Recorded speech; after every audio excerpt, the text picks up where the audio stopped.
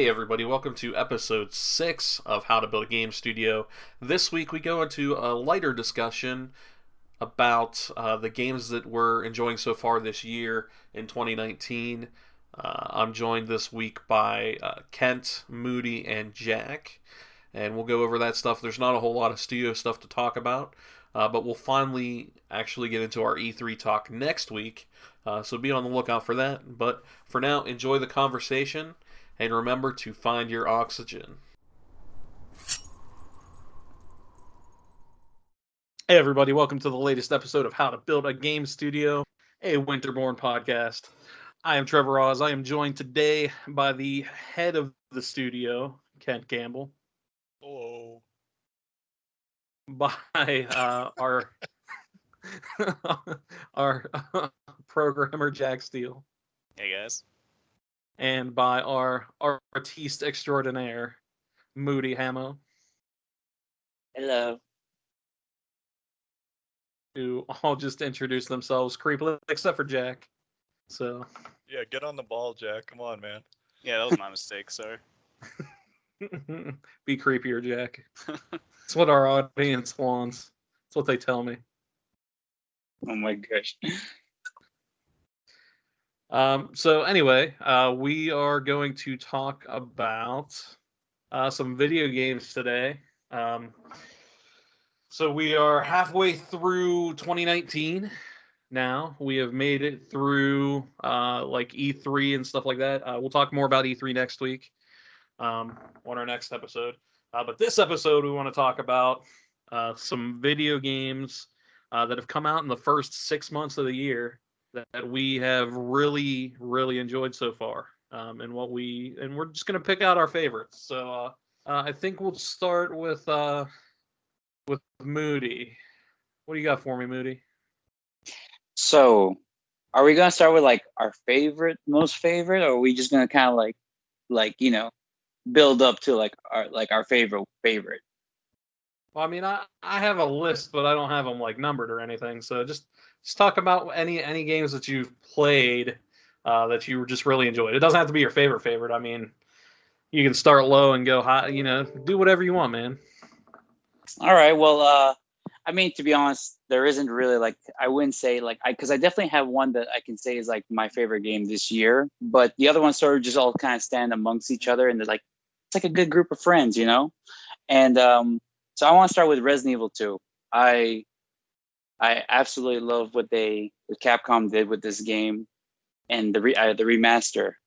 And it's one of those things where like I feel like people always say, when the game's like sort of redone, it's just like you remember. And I barely played Resident Evil 2, but I played Resident Evil 1 a lot when I was a kid.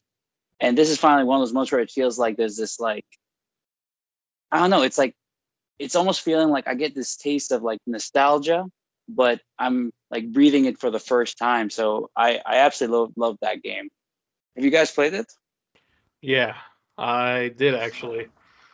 Yeah, I know exactly what you mean. It definitely has like that old school nostalgia of Resident Evil. Like it feels like an older Resident Evil game, but it feels like they took that old Resident Evil game and just gave it like a modern feel.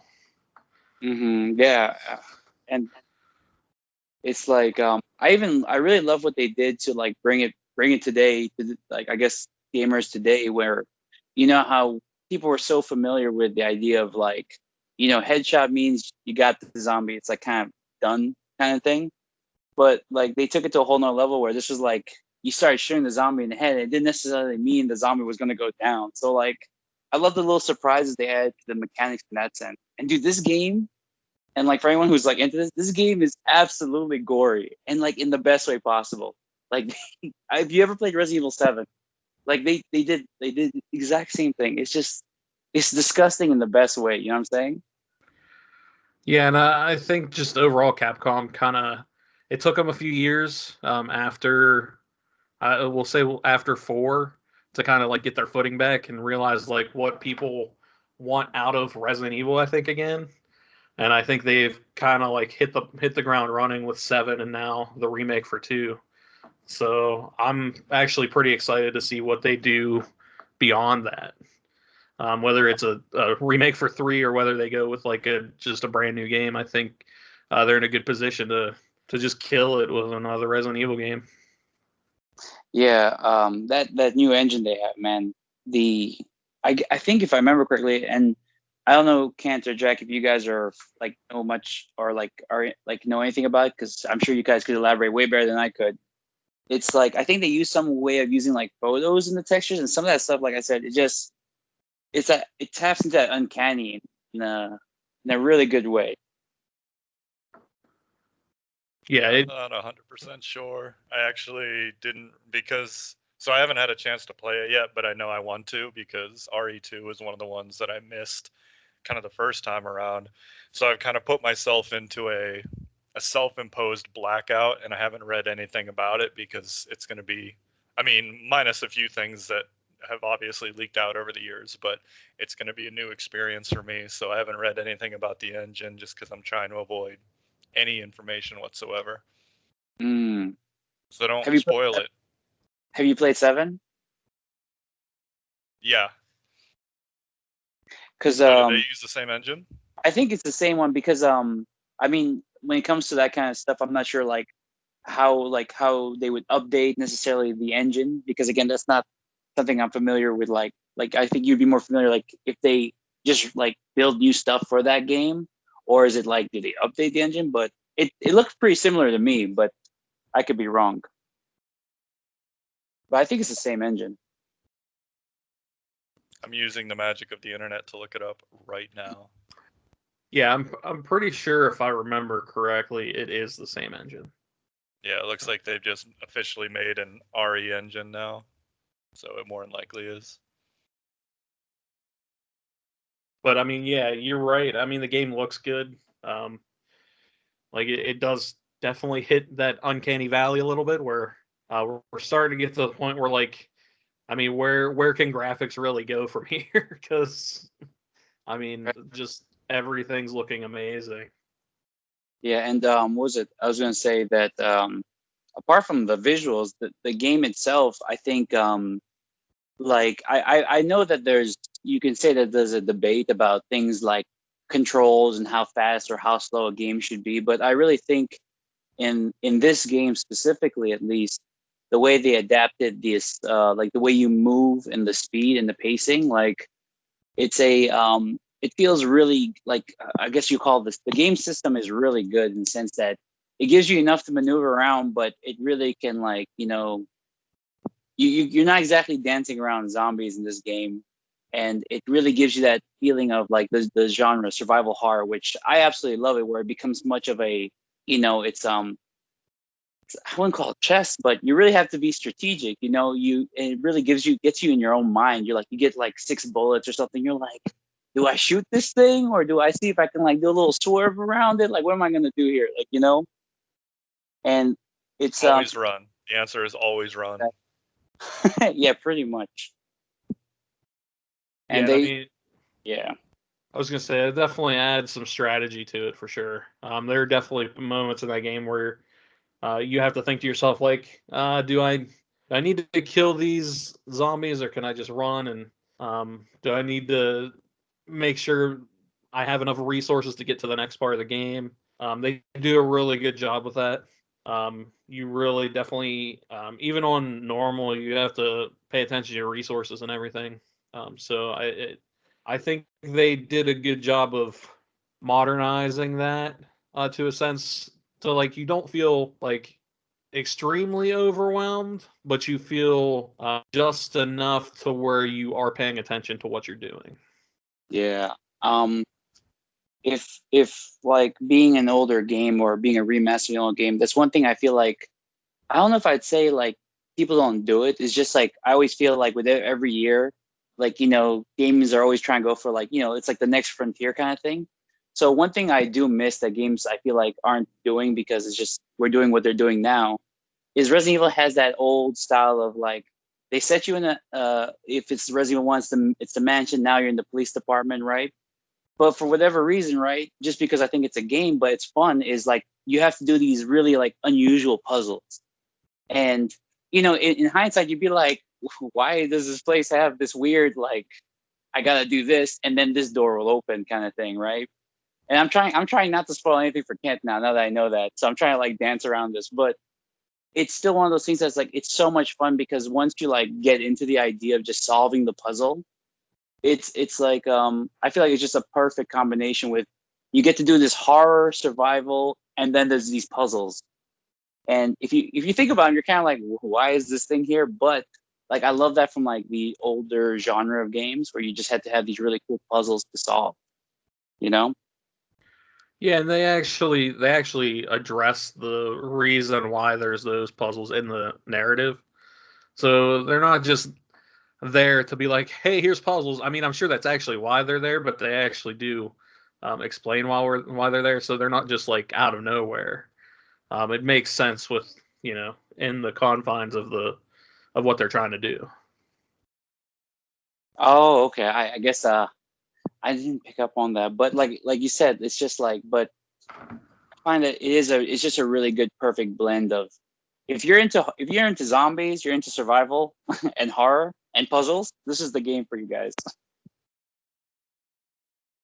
Yeah, it's definitely one of the best games of the year, and it's a remake, which is not something I thought I would say coming into it. That's true, yeah. Are there any others that you got for me, Moody? Oh, well, I don't know if you want me to like go off because I can go off about any of them, but I'll say this really quick. Another Capcom one that I really liked that I thought was really cool in the sense it's like a remake is Devil May Cry 5, since we're on Capcom. And it was really cool because I remember watching this thing online about how they said that Devil May Cry was actually built off an attempt to make a Resident Evil game, I think, and that was like a prototype of Resident Evil 4. So I thought it was a really cool full circle effect when I found out that because now they have the RE engine again, they're like able to make Devil May Cry 5, I believe. That's a cool way of like how the first Devil May Cry was made through the Resident Evil as a result of Resident Evil, and now Devil May Cry 5 comes back with the Resident Evil engine. I thought that was cool. And dude, if you like Devil May Cry and combo heavy games, dude, this game is like over the top in the fighting and the like visuals. Yeah, I didn't get to play it, but I've heard great things about it. Yeah. So we'll come back to you, Moody. We'll come back. Yeah. I know you have like 87 games on your list. So, what do you got? What do you got, Jack? Yeah, mine's a little bit shorter. I just have like such an insane backlog right now that I'm still trying to work through. That I haven't got the chance to play some of like the bigger titles like Resident Evil.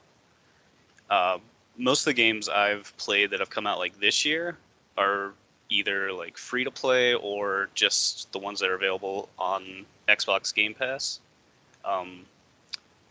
The first one I wanted to mention was Apex Legends. I'm usually not that into like the whole battle royale style, but I thought Apex Legends was just so much fun. I thought they did a great job with it. I agree. I've spent a good amount of time playing Apex, and I think it's only going to get better as they do more things to it. In fact, I just saw the new stuff for their second season Battle Pass coming out. Actually, about the time everybody will be listening to this, it should be out. So yeah, it's looking pretty cool. But they did a good job of taking the gunplay, refining it from Titanfall, and putting it into a battle royale game.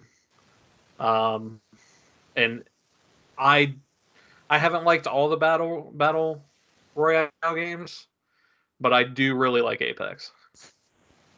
Yeah, I think that's what I liked about it the most was just the whole like Titanfall style to it, because I know Kent and I played like a ton of Titanfall. Yeah, I like the Titanfall style, and I almost like the character action addition to it. So adding in like an Overwatch flavor in a sense. Yeah. Too. I think that was a smart decision. Any other games come to mind, Jack? A couple of the other ones I know I had mentioned on like previous episodes, but like Wargroove, I just really liked that game and wanted to give it another shout out. Operencia, just like an old school like style RPG. was a ton of fun. But I think my overall favorite that I've played that's come out this year is probably Crackdown 3. Just because it's like mindless, over the top, fun, and of all the games I've played this year, it has the most Terry Crews. I was gonna say, is he actually in the game? Is he really in the game? Oh yeah, he's He like is, the first character you can start with, and I don't know why they included any other characters. Yeah. Jack and I played co-op, and we both just played Terry Crews and never switched. And it was actually really funny. I don't know if I mentioned this earlier on a previous podcast, so if I did, I apologize. But as you grow your character, the more orbs you get, the more powerful you get, your character actually gets bigger and bigger, like physically bigger. And so when I joined into Jack's game for the first time, I was starting with a fresh character, and he had been playing for a little while. So when we booted into the game, the very first thing we see is Terry Crews standing there, big, massive, powerful, and then this tiny ass little Terry Crews standing right next to him. Oh, that was so funny. I didn't realize how much bigger my character model had gotten, but until you see the comparison and see like the discrepancy between the two, it's ridiculous. Yeah, we laughed so hard before we even started playing the game because of that just little silly tidbit. I didn't even know that. I didn't know. I didn't even realize that your character got bigger. Like I just because when you're playing, because I played through it, and when you're playing through the game, progressing, like the fact that you're always looking at it, you don't. I don't think you think about it. You know. Yeah, you because it's not like rapid; it's pretty incremental. Yeah. So, yeah, I didn't even realize that, but that's pretty awesome, actually. Does he scream any like catchphrases? I'm sure he does. I just can't think of any off the top of my head. Yeah, same here. He's always saying ridiculous stuff. Yeah, I can't point out one. Talking about explosions and yelling, and he just intense. It's in a good way. Yeah, I thought Crackdown 3 was a lot of fun. I think I don't know what a lot of people expected out of Crackdown 3, but I just expected it to be fun and dumb and pretty. Just go do basically what the first one did. You just run around and kill dudes with fun weapons and jump around and try to collect orbs and all that stuff. And that's what I got out of it, and that's what I wanted. So I thought it was a ton of fun. All right, Kent, what you got? So Jack already actually mentioned my number one, which was Operencia. It really nailed the whole kind of old school dungeon crawler genre that, I'm not always feeling like I need to play one of those, but whenever a really good one comes along, I'm like, man, I love these games. So I think the last one I played that I really enjoyed was probably, I think it was The Legend of Grimrock. And then prior to that, I think it went all the way back to like Wizardry. So a long, long time ago.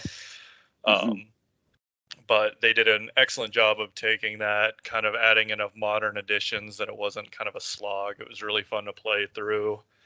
And it just, visually it was gorgeous, and it had a pretty interesting, like something you don't hear about a lot. I think it was Hungarian mythology. I could definitely be wrong there, but it was a mythology that isn't, it wasn't Greek, Roman, Norse. It wasn't one of the ones that you hear about or kind of play games based on all the times. It was more of an unusual one, so I thought it had a really unique, kind of interesting aesthetic and setting.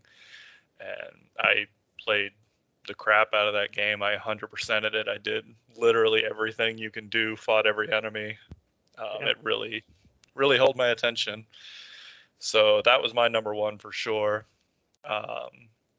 And then I think kind of just my runner-up would have to be Metro Exodus.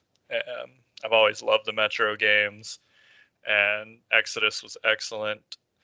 I think it lost a little bit of what I love about it when it went out into the world, out into the open areas, because a big thing about Metro for me is kind of being in this, down in the Metro, down in that kind of, cramped, kind of scary locations where you don't know what's around every corner.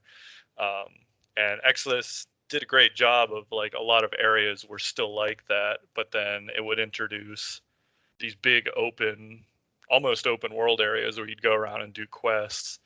And those parts actually didn't do that much for me. It was kind of fun, but then the moments where it kind of came back into a scripted story heavy, like, you know, more what you would expect from Metro, was just amazing. And continuing the story of Artyom and like his group through 3 games, it was pretty satisfying playing through that, and continuing on this semi-niche game. It's great that it got 3 games made, so had a lot of fun with that one. I have a question about that. Is it like, so were the previous ones more like you said, just a straight scripted, and then this one decided to open up? Is that like the difference you were saying, or? Well, like, without saying too much about the story, because I don't want to spoil any of the earlier games, but the first 2 are set in the metro. So you're underground, you're in these metro tunnels, like there's never a big open area. You're always in underground, it's always dim, it's lit, and then in this third one, through the course of the story, you eventually go out onto the surface. And when you're in the surface, so you'll kind of be in a zone, like, so for example, you're in this kind of desert area, and then you can travel around in this really huge open area. And usually when you get to a location within that, then you'll often go underground or at least into a building or something, and you kind of get that back. But yeah, the gameplay was the same, but the settings were very different in this one compared to the previous 2. Gotcha. But yeah, overall, love it, and I would love to see, continued work either in that universe or even something new from, I think it's 4A Studios that does that one. Yeah, 4A, yeah. Yeah, they do a great job, good balance of kind of survival aspects, gunplay. Like it's not a run and gun shooter. It's more of a, like, you need to plan carefully, move in, you have limited resources, so it's kind of a strategic shooter, and I would love to see more come from those guys. Yeah, I played a little bit of it since it came out on Game Pass, and yeah, I didn't realize like how strategic you would need to be at times, because I'm so used to a shooter where you can just go and kill everything and be fine. There's more ammo everywhere. That sort of thing. But then I've quickly found out that, now I'm out of ammo in this gun, and what can I do now other than try to sneak up and stuff? So basically, always use throwing knives and sneak, because you can get those back, and only use ammo when you absolutely have to. Yeah, that's what I've noticed. But yeah, I'll probably go back to it at some point here. There's just so much stuff to play. Yeah, especially people just keep coming out with games. Yeah. God, guys, stop it. Just don't actually stop. But keep really don't. Yeah, keep going. Thanks, appreciate it. I kind of want to see you can't, like, this is like rules to survive, like in a post-apocalyptic world. It's like knives and sneaking around, because you can always pick them up again. Like that. Like important. Anything that's consumable, you got to save. That's the rule of thumb. Never waste the consumables. That is your survival advice from Ken Gamble. Mm-hmm. So, are there anything else that you wanted to mention? No, I mean, I like Jack mentioned, I've kind of been going back and playing through some of my older stuff. I'm actually just about finished playing through a game called Fade to Silence, which I guess I should mention that I'm actually enjoying that quite a bit. It's kind of in that AA kind of, mid-tier area. Mm-hmm. It definitely has a good share of bugs, which I'm hoping they'll fix in future updates, but the game itself is really fun. It's kind of a survival game, but it's based in, I don't want to say, I mean, technically I guess it's post-apocalyptic, but it's not like your typical kind of almost steampunk-esque or anything like that. It's very winter heavy, and it has a sort of the enemies you're facing are all like eldritch enemies, so it has like kind of a Lovecraftian vibe to it.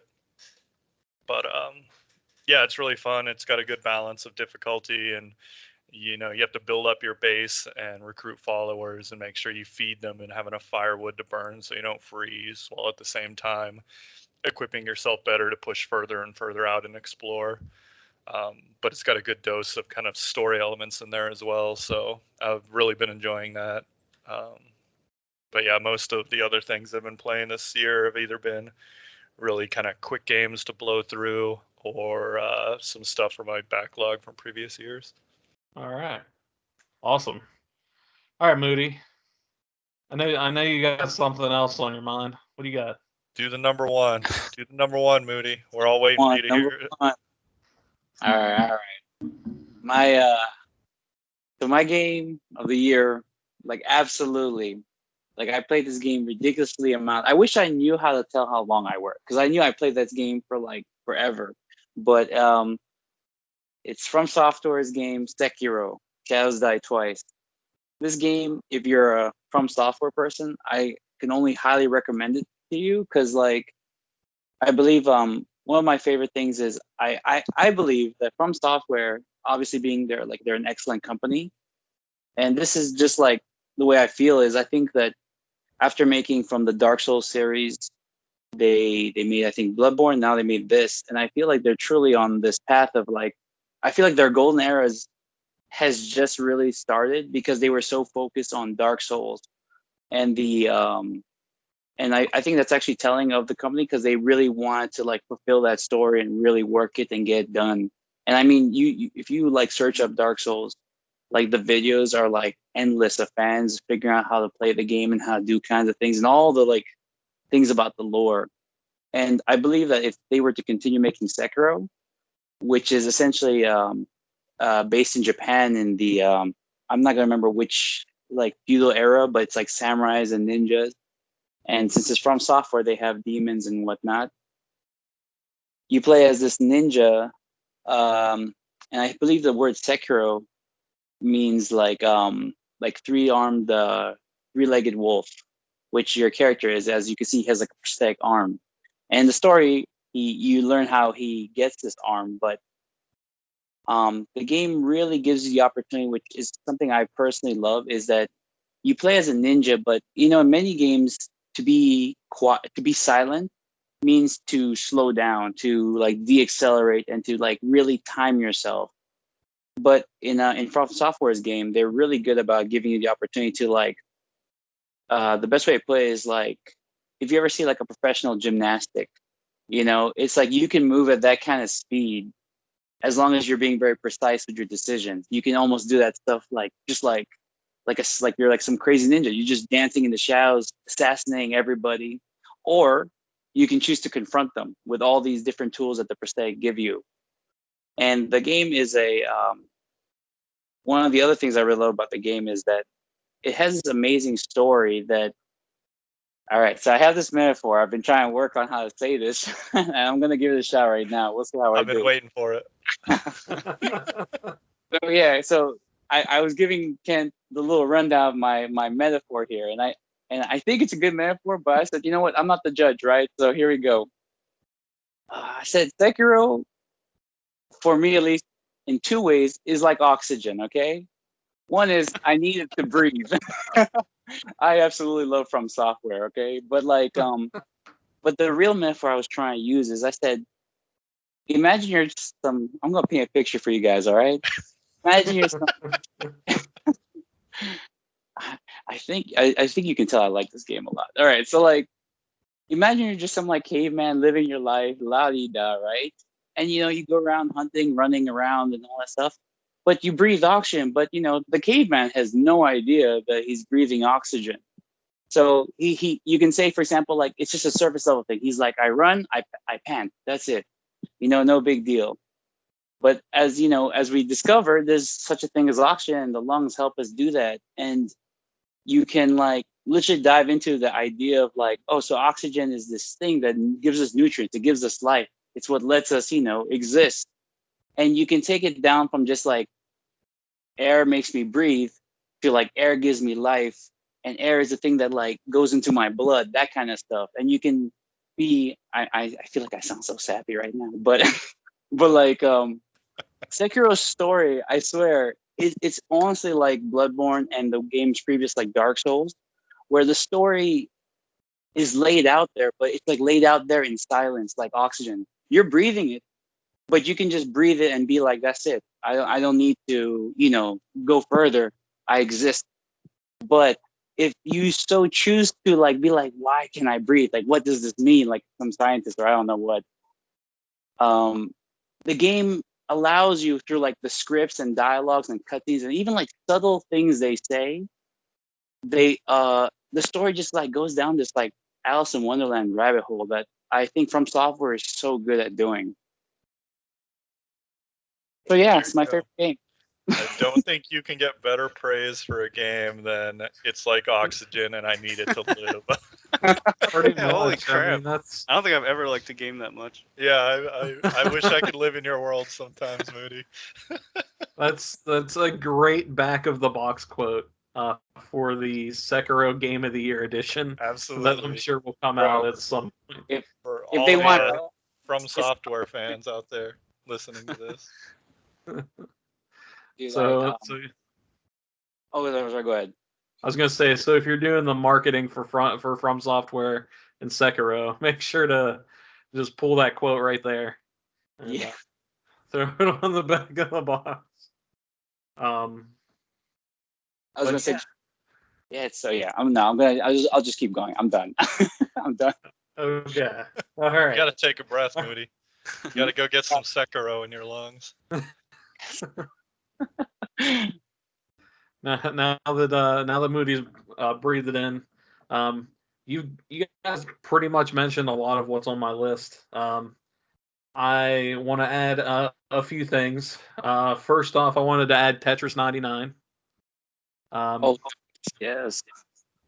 Which was a really cool way to do a battle royale game where it's basically you just play Tetris with 99 other people on the internet. It works smoothly, and it's just a lot of fun, a lot of good time waster by just playing Tetris, straight Tetris, and it's great. Beyond that, I've talked about Division 2 before, but I played a lot of it, probably too much of it. Throw that in there. And then after that, I want to give a bit of a shout out to the new expansion for Elder Scrolls Online, Elsewhere, because they added a new class, which would be the Necromancer, and it is probably my favorite class in that game now. They just did a lot of cool things that make playing as the Necromancer fun. You can use dead bodies from your enemies or from your allies to enhance your abilities, which is a really cool feature. And I was playing a trial with my guild, and people would go down, and as a necromancer, I would use them to enhance my skills when they went down. So it's become a great ongoing joke within the guild when someone goes down, and I'm just like, well, now I can use your body to to help me. I love that phrase out of context, dude. Right? It's fantastic. They did a really good job with that. I haven't played a whole lot of the story part of it, but from what I've played so far, it's really cool. So I think ESO continues to do what they do well when adding more content to that game. But I would say overall, so far this year, my favorite game is Void Bastards, which is it's a first-person shooter and roguelike on PC and Xbox. I'm playing it through Game Pass, but it's very much like a shooter meets FTL in that sense, where you're going into space and you're trying to get through space to get to the end, but you have to find certain parts to build certain items on the ship. You get when you die, You'll basically get made a new character, and that character will have different abilities, whether positive or negative. That'll make it challenging or easier to get through to the next portion of the game. But it's very much run based. It's like I got it this time sort of thing, and it's very, very addicting and just a lot of fun, especially once you figure out the loop. So Void Bastards is definitely one that I recommend that anybody should check out. Dude, the aesthetic of the game also is so good. Like Yeah, it's like watching a cartoon, kind of like. Yeah, it kind of almost has like almost like a Rocco's Modern Life aesthetic to it, except it looks more modern. But yeah, it almost has that like that cartoony aesthetic to it, and I think it works really well within the context of everything, because there's a lot of like subtle comedy in there, where like you'll have the little guys like called Jews, I want to say, and they'll just like start yelling at you and start cursing at you and stuff like that. Like it's a lot of fun. Like it's a super well made and addicting game. Oh yeah. I am So going to be looking in the mail for a royalty check for as many times as we've said the words Game Pass this podcast. So hopefully someone takes notice. Yeah, just what was that Idiocracy, where he's like, why do you keep saying Carl's Jr.? Unfortunately, we don't get paid every time we say that, but as you can we tell, could. We're open for anything you want to work out, so feel free to contact us. We're open for payment. Phil Spencer, if you're listening, which I know you are, obviously. Of course. You can email me. You can email the podcast, social media at winterborngames.com. I have to go yell at Jeff. See if I can get him to work something out here. Yeah, come on, get us some Game Pass sponsorship here, because obviously it's a service that a bunch of us are real into. Hey, we're poor indie devs. It works really well for us. Yeah, it really does. Fact. Yeah, it's well worth it. But anyway, I think that's gonna pretty much wrap us up this week, unless anybody has anything else they'd like to throw in there. I'm just going to go try to find something that is my oxygen. That's what I want to find that. I need it in my life. Yes. Is that the book we're gonna leave everyone? Go look for oxygen. Go look for your own oxygen. That sounds like an Oprah quote or something, Find something in life that is your own oxygen and never let it go. I'll never well, I'm going to write a self-help book that's all about that. Thank you, Moudy. Hey, no problem. Like I said, it's like the quote. I'm take it, bro. Well, everybody, with that, we encourage you all to go find your oxygen. So please do that. Make sure to join us next week. Again, if you want to rate and review us, please do so on iTunes or whatever podcasting service you're listening to us on. We're on iTunes, Google Play, and Spotify. You can rate, review, and we would greatly appreciate it because it lets other people know that we're out there and that sort of thing. And then if you have any questions for us, again, social media at winterborngames.com. And if you have questions, we will read them on the air. And again, thank you guys for listening, and we'll be back next week. Again, I wanted to thank you guys for listening to this week's episode of How to Build a Game Studio. Next week, we will talk with Kent about his time in Los Angeles for E3 this year, and we'll also discuss some of the games that we're excited for coming out of the show. Until next time, thank you guys. If you want to follow any of us from the show this week, you can follow Kent on Twitter at ProfessionLKent. You can follow Jack at MFTankBeast.